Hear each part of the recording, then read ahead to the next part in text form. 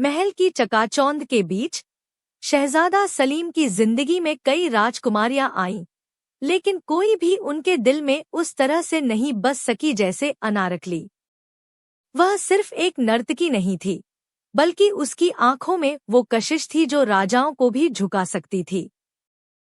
सलीम और अनारकली की पहली मुलाकात महल के खास जलसे में हुई, जहां अनारकली अपने मोहक नृत्य से सभी को मंत्रमुग्ध कर रही थी। लेकिन उसकी नजरें सिर्फ एक ही व्यक्ति को ढूंढ रही थी, शहजादे सलीम को। पहली नजर में ही दोनों के बीच एक अजीब सा खिंचाव पैदा हुआ। सलीम को पहली बार किसी औरत की आंखों में खुद को देखने का एहसास हुआ। महल के नियमों के खिलाफ सलीम और अनारकली ने गुप्त रूप से मिलना शुरू किया। उनकी ये मुलाकातें शुरू में महल के बगीचों तक सीमित थी, लेकिन धीरे धीरे ये बसेरा गांव तक पहुंच गईं। बसेरा गांव, जो महल की चकाचौंध से दूर था, इन दोनों के प्यार का गवाह बनने लगा। यहाँ अनारकली पहली बार सिर्फ एक नर्तकी नहीं, बल्कि सलीम की प्रेमिका बनकर सामने आई। दोनों के बीच जिस्म और दिल का रिश्ता गहरा होता गया। महल में सलीम और अनारकली के रिश्ते की खबर धीरे धीरे फैलने लगी। शाही हरम में पहले से मौजूद रानियों और बेगमों को यह रिश्ता नागवार गुजर रहा था। वे जानती थी कि अगर यह अफेयर और आगे बढ़ा तो मुगल सल्तनत पर असर पड़ सकता है। मुगल बादशाह अकबर को जब यह खबर मिली, तो उन्होंने पहले सलीम को समझाने की कोशिश की। उन्होंने कहा, एक शहजादा अपनी भावनाओं से नहीं, अपने कर्तव्य से चलता है। एक नर्तकी तुम्हारी रानी नहीं बन सकती। लेकिन सलीम अपने प्यार के आगे किसी की नहीं सुनना चाहता था। उसने अकबर के सामने ऐलान कर दिया कि वह अनारकली से शादी करेगा।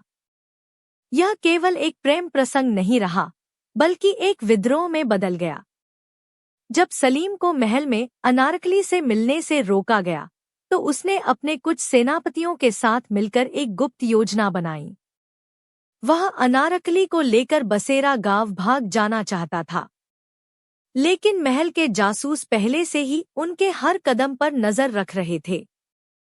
एक रात जब सलीम और अनारकली बसेरा गांव में मिलने वाले थे, तभी अकबर के सैनिक वहां पहुंच गए। सलीम ने तलवार उठाई, लेकिन अकेला कितना लड़ता। उसे बंदी बना लिया गया। सलीम को एक कैदी की तरह महल लाया गया और अनारकली को दरबार में पेश किया गया।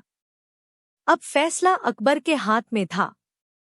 अकबर ने अनारकली से पूछा, क्या तुम जानती हो कि एक नर्तकी कभी एक शहजादे की बेगम नहीं बन सकती?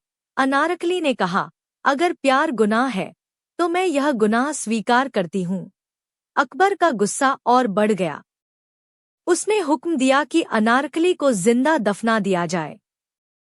सलीम ने अपने पिता के सामने घुटनों पर गिरकर विनती की, लेकिन अकबर का फैसला अटल था।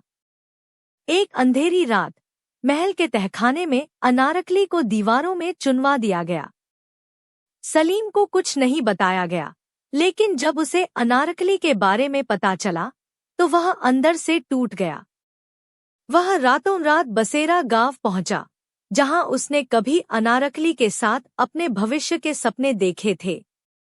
लेकिन अब वहां केवल उसकी यादें बची थी। सलीम ने अनारकली की यादों को कभी नहीं भुलाया। जब वह बाद में जहांगीर बना, तो भी वह इस अधूरे प्रेम की कसक अपने दिल में लिए रहा। आज भी बसेरा गांव की मिट्टी में वह अधूरी प्रेम कहानी दबी हुई है। कहा जाता है कि जब रात के सन्नाटे में वहां से गुजरो, तो हवा में अनारकली की सिसकियों की गूंज सुनाई देती है। यह कहानी केवल मनोरंजन और कल्पना पर आधारित है। इसमें वर्णित सभी पात्र, घटनाएं और स्थान काल्पनिक है। किसी भी वास्तविक व्यक्ति, स्थान या घटना से समानता मात्र संयोग हो सकती है। यह कहानी किसी की भावनाओं को आहत करने या किसी विशेष विचारधारा को बढ़ावा देने के उद्देश्य से नहीं लिखी गई है। पाठकों से अनुरोध है कि वे इसे केवल एक काल्पनिक कथा के रूप में लें।